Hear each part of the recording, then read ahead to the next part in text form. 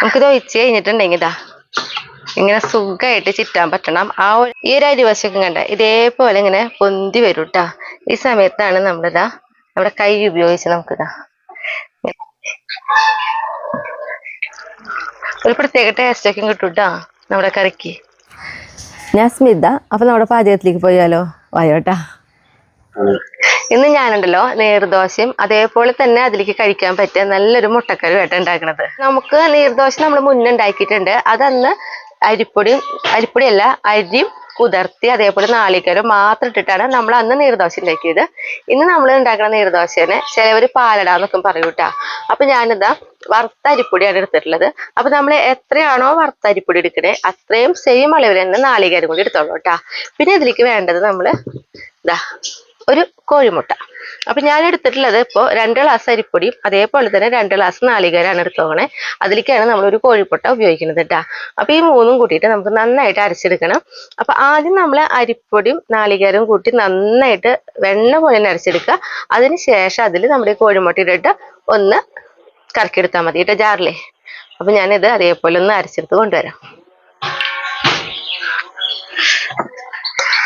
ഞാനുണ്ടല്ലോ നോക്കിയേ കണ്ട നല്ല അളവിൽ തന്നെ നമുക്ക് കുറച്ച് വെള്ളമൊക്കെ ഒഴിച്ച് നന്നായിട്ട് ഇങ്ങനെ അളവിൽ തന്നെ അരച്ചെടുക്കാം കേട്ടാ. പിന്നെ ഇത് പറഞ്ഞിട്ടുണ്ടെങ്കിൽ നമ്മൾ പത്തിരിക്കൊക്കെ ഉപയോഗിക്കുന്ന അരിപ്പൊടി കേട്ടോ. അത്രയും നൈസ് അരിപ്പൊടിയാണ് നമ്മൾ ഇതിലേക്ക് ഉപയോഗിച്ചിട്ടുള്ളത്. അപ്പൊ നമുക്കിത് പറഞ്ഞിട്ടുണ്ടെങ്കിൽ കണ്ട ഈ ഒരു അളവ് കേട്ടാ. കുറച്ച് എന്താ പറയാ തീരെ കട്ടിയായി പാടില്ല, നല്ല തീരെ അളവായിട്ടും പാടില്ല.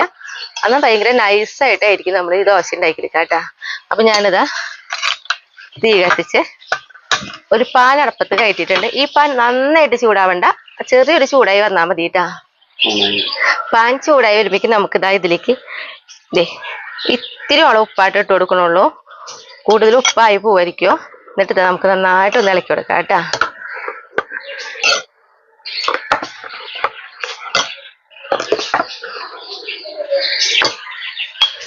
പാൻ ചൂടായി വന്നിട്ടുണ്ട്. നമ്മളിതാ തീ കുറവിലാണ് വെച്ച് നോക്കണേ. നമുക്ക് ഇതിലേക്ക് ഒഴിച്ചു കൊടുക്കാം കേട്ടാ. നമുക്കിത് ഒഴിച്ച് കഴിഞ്ഞിട്ടുണ്ടെങ്കിൽ ഇതാ ഇങ്ങനെ സുഖമായിട്ട് ചിറ്റാൻ പറ്റണം. ആ ഒരു അളവാണ് കേട്ടോ വേണ്ടത് നമ്മുടെ ഈ ദോശ ഉണ്ടാക്കുമ്പോ. എന്നിട്ട് ഇതാ തീ കുറവിൽ തന്നെ വെച്ചിട്ട് വേണം നമ്മളിത് വേവിച്ചെടുക്കാൻ. പെട്ടെന്ന് വേവിച്ചെടുക്കാൻ നോക്കിയിരിക്കോ. അപ്പൊ അത് അതിന്റെ ഭംഗി നഷ്ടപ്പെടും. അത് മാത്രമല്ല വിണ്ട് വരും ചെയ്യും.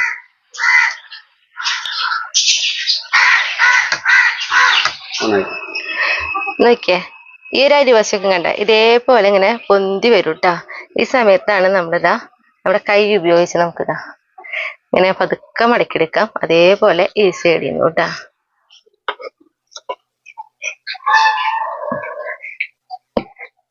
ഈ ദോശ നമ്മൾ മറ്റുള്ള ദോശയെ പോലെ റൗണ്ടിൽ എടുത്തിടാൻ പറ്റില്ല. കാരണം നല്ല നൈസായിട്ടാണ് നമ്മൾ ഉണ്ടാക്കിയെടുക്കുക കേട്ടാ. അപ്പൊ എപ്പോഴായാലും പാത്രം നല്ല ചൂടിലാവണ്ട. അപ്പൊ ഞാൻ തീ കുറച്ചാണ് വെച്ച് നോക്കണേ. ദോശ ഉണ്ടായി എന്താ പറയാ ഒരു ദോശ ഉണ്ടായി അത് വേവണ വരെ നമ്മൾ തീ കുറവിലാണ് കേട്ടോ വെക്കുക.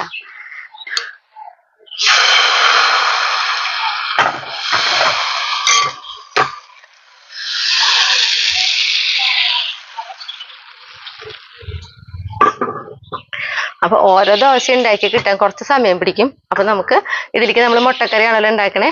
ഒപ്പം തന്നെ നമ്മുടെ മുട്ടക്കറിയും കൂടി നമുക്ക് ഉണ്ടാക്കിയെടുക്കാം കേട്ടോ. ഇപ്പത്തെ അടുപ്പിലേ മുട്ടക്കറി ഉണ്ടാക്കാൻ വേണ്ടി നമ്മളിതാ തീ കത്തിച്ച് ഒരു ചട്ടി അടപ്പത്ത് കയറ്റിയിട്ടുണ്ട് കേട്ടോ. ഈ ചട്ടി ഒന്ന് ചൂടാവട്ടെ. ഒപ്പം തന്നെ എൻ്റെ ഇവിടെ ഇതാ ഒരു ദോശയും കൂടി ആയിട്ടുണ്ട്.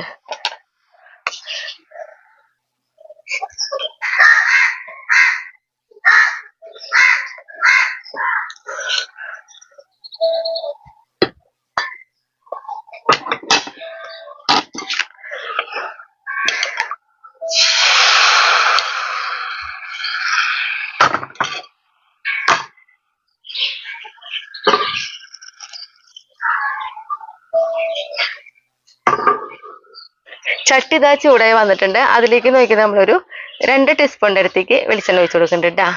ഈ വെളിച്ചെണ്ണ ഒന്ന് ചൂടാവട്ടെ. വെളിച്ചെണ്ണ നന്നായി ചൂടായി വന്നപ്പോ നോക്കി നമ്മളൊരു 1/4 ടീസ്പൂണിന്റെ അടുത്തേക്ക് പെരിഞ്ജീരകം ഇട്ട് കൊടുക്കുന്നുണ്ട് കേട്ടാ. പെരിഞ്ജീരകം ഒന്ന് പൊട്ടി തുടങ്ങട്ടെ. പെരിഞ്ജീരകം ഇതാ പൊട്ടി തുടങ്ങി. അതിലേക്ക് നമുക്കിതാ വേപ്പിലിട്ട് കൊടുക്കാം. തീ കുറവിൽ വെച്ചോളൂ കേട്ടാ. പിന്നെ നമ്മൾ അതിലേക്ക് ഇട്ട് കൊടുക്കുന്നത് വെളുത്തുള്ളി 3 ടീസ്പൂൺ വെളുത്തുള്ളി ചെറുതാക്കി നുറുക്കിയതാണ് കേട്ടാ. വെളുത്തുള്ളിയൊക്കെ ഇട്ടിട്ട് നമുക്കിത് ഒന്ന് ഇളക്കി കൊടുക്കാം. വെളുത്തുള്ളിയൊക്കെ ഇട്ട് വെളുത്തുള്ളിയുടെ കളർ ചെറുതായിട്ടൊന്ന് മാറി തുടങ്ങണുള്ളൂ കേട്ടോ. ആ സമയത്ത് നമുക്ക് ഇഞ്ചി ഇട്ട് കൊടുക്കാം. ഇഞ്ചി നമ്മൾ ഇതേപോലെ തന്നെ ഒരു 3 ടീസ്പൂൺ ചെറുതാക്കി നുറുക്കിയത് കേട്ടോ. ഇഞ്ചി ഇട്ടിട്ട് നമുക്കൊന്ന് നല്ലൊരു മണം വരും. ഇഞ്ചി ഇട്ട് കഴിയുമ്പോൾ ആ സമയത്ത് നമുക്കുണ്ടല്ലോ നല്ല മണം വന്നു തുടങ്ങി. ഒരു 3 പച്ചമുളക് ഇട്ടാ വട്ടത്തിലരിഞ്ഞത് ചെറുതാക്കിയിട്ട് തന്നെ കനം കുറച്ച് അരിഞ്ഞത് അതിട്ട് കൊടുക്കാം. അപ്പൊ നമ്മളിവിടെ ദോശ ആയിക്കൊണ്ടിരിക്കുന്നുണ്ട്. അപ്പൊ ഞാൻ അതുകൂടി എടുക്കട്ടെ കേട്ടാ.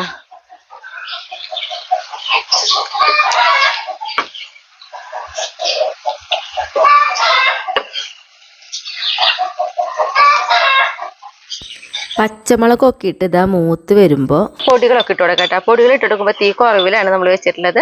അപ്പൊ നമുക്കിതാ 1 ടീസ്പൂണ് മുളക് പൊടി,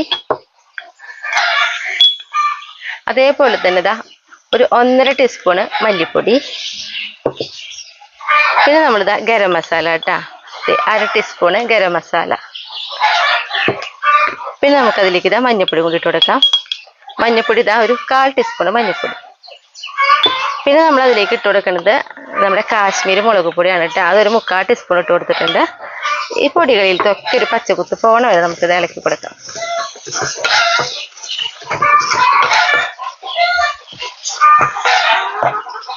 പൊടികളൊക്കെ ഇട്ടതാ ആ ഒരു പച്ചക്കുത്ത് പോയി കഴിഞ്ഞപ്പോൾ നമുക്ക് ഒരു 4 സബോള കേട്ടോ നല്ല ചെറുതാക്കി കനം കുറച്ച് അരിഞ്ഞിട്ടുള്ളതാണ്. അതുകൂടി നമുക്ക് ഇട്ട് കൊടുക്കാം. തീ കുറവിൽ തന്നെ വെച്ചിട്ട് നമുക്കിതാ ഈ സബോള ഒന്ന് നന്നായിട്ടൊന്ന് വഴറ്റിയെടുക്കണം കേട്ടോ. തീ അധികം കൂട്ടി വെക്കരിക്കുമോ, കാരണം നമുക്ക് അല്ലെങ്കിൽ പിന്നെ അതിനനുസരിച്ച് നമുക്ക് വെളിച്ചെണ്ണ ഒഴിക്കാൻ നിൽക്കണം. അപ്പൊ തീ കുറവിലിട്ടിട്ട് നമുക്കിത് നന്നായിട്ടൊന്ന് ഇളക്കി മറ്റേ സബോളയുടെയൊക്കെ ഒരു ചെറുതായിട്ടൊരു ഗോൾഡൻ കളറിലേക്ക് ആവണ ഒരു ടൈമില്ലേ, ആ ടൈം വരെ നമുക്കൊന്ന് ഇളക്കി കൊടുക്കണം കേട്ടോ. കാരണം മധുരരസം ഉണ്ടാവും വേണം നമ്മുടെ സബോളയ്ക്ക് കേട്ടാ. ആ ഒരു രീതിയിൽ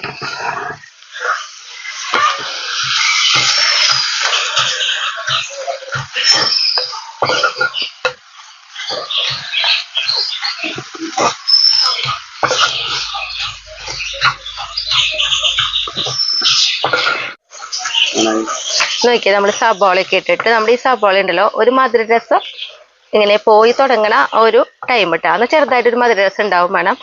അതേപോലെയാണ് നമ്മൾ സബോള വഴറ്റിയെടുത്തിട്ടുള്ളത്. അതിലേക്ക് നോക്കി നമ്മൾ 2 തക്കാളി ചെറുതാക്കി നുറുക്കിയെടുത്തിട്ടുണ്ട്. ഇപ്പൊ ചെറുതാക്കി നുറുക്കില്ല അടിച്ചിട്ടായാലും നമുക്ക് ഇതിലേക്ക് ഇട്ട് കൊടുക്കാം കേട്ടാ. അപ്പൊ ഈ തക്കാളി ഒന്ന് നമുക്ക് നന്നായിട്ടൊന്ന് വഴറ്റിയെടുക്കണം. അപ്പൊ നമുക്ക് തക്കാളിയൊക്കെ ഇട്ടിട്ട് നന്നായിട്ടൊന്ന് ഇളക്കി കൊടുത്തിട്ട് ഒന്ന് മൂടി വയ്ക്കാം.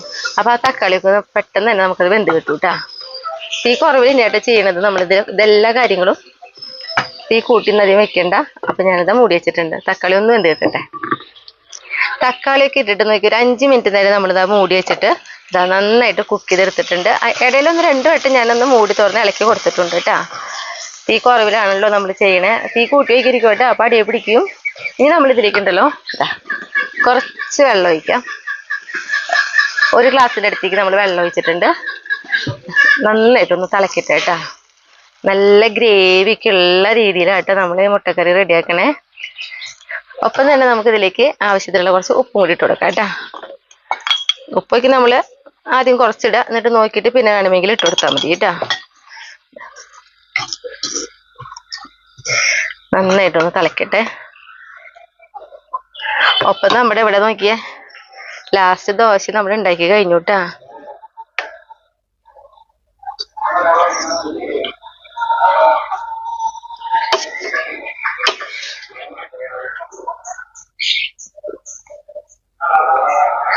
കൈയൊക്കെ ഒന്ന് ഉപയോഗിച്ചിട്ട് തന്നെ വേണട്ടോ ഇത് ഉണ്ടാക്കിയെടുക്കണെങ്കിൽ.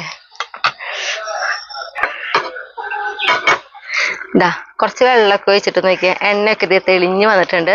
തിളച്ചിട്ട് ഈ സമയത്ത് നമുക്കിതിലേക്ക് മുട്ടയിട്ട് കൊടുക്കാം കേട്ടോ. അപ്പൊ ഞാൻ നോക്കി 6 മുട്ടയാണ് എടുത്തിട്ടുള്ളത്. ഒന്ന് കത്തി കൊണ്ടൊക്കെ വരഞ്ഞിട്ടുണ്ട് കേട്ടോ മുട്ടേനെ. ഇതിന് മുകളിലേക്ക് നോക്കി കുറച്ച് ഗ്രേവി ഇങ്ങനെ കോരിയിട്ട് കൊടുക്കാം. മുട്ടയിലേക്ക് വയ്ക്കും ആ എരിവൊക്കെ ഒന്ന് പിടിക്കാൻ വേണ്ടിയിട്ട് കേട്ടാ. എന്നിട്ട് നമുക്ക് ഒന്ന് മൂടി വയ്ക്കാം. ഒരു 1/2 മിനിറ്റ് ഒന്ന് മൂടി വെച്ചിട്ടൊന്ന് തിളച്ചോട്ടെ. 1/2 മിനിറ്റ് നമ്മളിത് മൂടി വെച്ച് തിളപ്പിച്ചല്ലോ. നമുക്കിത് തുറന്ന് നോക്കാം കേട്ടാ. നോക്കിയേ നല്ല രസമായിട്ട് ഇരിക്കുന്നുണ്ട്. ഇങ്ങനെ മുട്ടയും ഗ്രേവിയും ഇങ്ങനെ ഒരുമിച്ചാണ് കേട്ടോ നമ്മൾ എടുക്കുക. ഉണ്ടാ അപ്പൊ നമ്മൾ തക്കാളി നുറുക്കിടുമ്പോഴത്തെ ഒരു ഭംഗി എന്ന് പറയുന്നത് ചെറുതായിട്ട് ആ തക്കാളിയുടെ ആ റെഡ് കളറൊക്കെ ഒന്ന് നമുക്ക് കിട്ടും. ഇനി നമ്മൾ ഇതിലേക്കുണ്ടല്ലോ ഇതാ ഒരു 1/2 ടീസ്പൂൺ പഞ്ചസാര എടുത്തിട്ടുണ്ട്. അത് നമുക്കിതാ ഒരു പ്രത്യേക ടേസ്റ്റ് ഒക്കെ കിട്ടും കേട്ടോ നമ്മുടെ കറിക്ക്. ഒന്ന് വെറുതെ ഒന്ന് ഇളക്കി കൊടുക്കാം, പഞ്ചസാര ഒക്കെ ഒന്ന് അലിയാൻ വേണ്ടി മാത്രം. ഇത്രേ ഉള്ളൂ, നമ്മുടെ കറി ഇതാ റെഡി ആയിട്ടാ.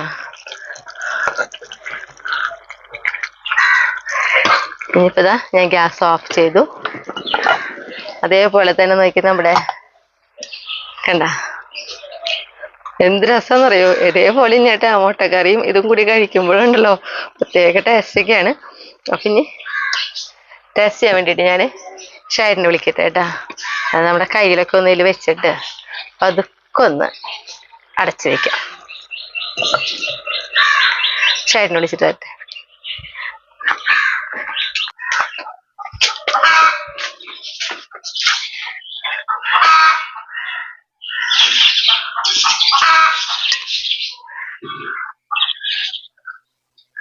മതി മതി അത്ര മതി. കാരണം ഇത് നന്നായിട്ട് കഴിക്കണേ, ഒരെണ്ണൊന്നും കഴിച്ചൊന്നും ആവില്ല.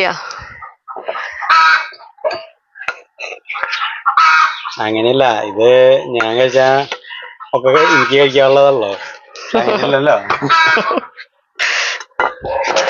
കണ്ട നമ്മുടെ ദോശ, നീർദോശയുടെ ഒരു വേറെ രൂപം. അതായത് നൈസായ കാരണേ നമ്മൾ എടുക്കുമ്പോൾ തന്നെ അതിങ്ങനെ എന്നിട്ട് പറയാ കയ്യിൽ നിന്ന് കുഴഞ്ഞു പോണ പോലെയാ. വായിലിട്ടാൽ അതേപോലെ തന്നെ ഭയങ്കര സോഫ്റ്റ് ആട്ടാ. ചുറ്റി കൂട്ടി ഒറ്റടി വായിൽ വെക്കാൻ പറ്റും. ഒരു ദോശ അത്ര തന്നെ ഉണ്ടാവുള്ളൂ, അത്രയും നൈസായിട്ടാണല്ലോ ഉണ്ടാക്കണേ. സൂപ്പർ സാധനാട്ടാ. എങ്ങനെയുണ്ട്? നല്ല രസമുണ്ട്. മുട്ടക്കറി നോക്കിയേ, ഇങ്ങനെ വരഞ്ഞിട്ടുള്ള കാരണം എല്ലാവരും പുളിയൊക്കെ എല്ലാതും ഇതിൽ കയറും സുഖമായിട്ട്. കാലത്ത് കഴിക്കാൻ പറ്റിയൊരു ബ്രേക്ക്ഫാസ്റ്റ് ആട്ടത്. അടിപൊളി സാധനം. ഉച്ചരി ഞാനില്ല, എപ്പോഴായാലും കുഴപ്പമില്ല. പിള്ളേർക്കൊക്കെ നല്ല ഇഷ്ടാവും ഇത്. അതന്നെ, നമുക്ക് ഉണ്ടാക്കുമ്പോ അതായത് നല്ല ക്ഷമ വേണം. കാരണം നമ്മൾ അത്രയും നൈസായിട്ടാണ്. അപ്പൊ അത് വെന്ത് പെട്ടെന്ന് തീ കൂടുതൽ ഉണ്ടാക്കിയെടുത്തു കഴിഞ്ഞാൽ അതൊക്കെ നാശമായി പോവും. പിന്നെ അത് മാത്രല്ല, നമ്മളിപ്പോ രാവിലേക്കൊക്കെ ചിലപ്പോ നമ്മൾ മാവിടാനൊക്കെ വൈകുകയാണെങ്കിൽ പൊടി എടുക്കുക, നാളികേരം എടുക്കുക, മുട്ട എടുക്കുക, ഒക്കെ കൂടി ഒരുമിച്ച് അടിക്കുക, ഉണ്ടാക്കുക. അങ്ങനെ ഒരു സുഖം അതാണ്. അപ്പൊ എല്ലാവരും ഒന്ന് നോക്കിക്കോളാം. അത്ര എളുപ്പമുള്ള എളുപ്പം എന്ന് പറഞ്ഞാൽ ഇത്തിരി സമയം എന്ന് പറഞ്ഞില്ലേ സ്മിത പറഞ്ഞോണം. ദോശ ഉണ്ടാക്കി എടുക്കാനുള്ള സമയം അത്രേ ഉള്ളൂ. അത് പക്ഷെ നമ്മൾ ഇപ്പഴത്തെ കറിയാക്കുമ്പോ കണ്ട് ഞാൻ ഇത്രയും ദോശ ഉണ്ടാക്കി കഴിഞ്ഞോട് കൂടി കറി റെഡിയായി. അപ്പൊ അത്ര എളുപ്പം തന്നെയാ. അപ്പൊ അടുത്ത ദിവസം അടുത്ത വീഡിയോ ആയിട്ടിട്ടെ.